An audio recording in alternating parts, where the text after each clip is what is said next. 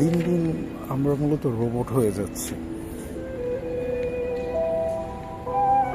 রোজ প্রতিদিন একই রুটিন, যেমন ঘুম থেকে উঠো, দৌড়াও, কাজ করো, আবার ঘুমিয়ে পড়ো। আমরা আসলে ভুলে গেছি শেষ কবে আমরা আকাশ দেখেছি, শেষ কবে আমরা বৃষ্টির শব্দ শুনেছি।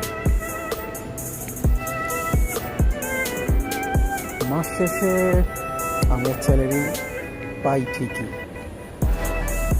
কিন্তু আমাদের জীবনটা খরচ হয়ে যায়।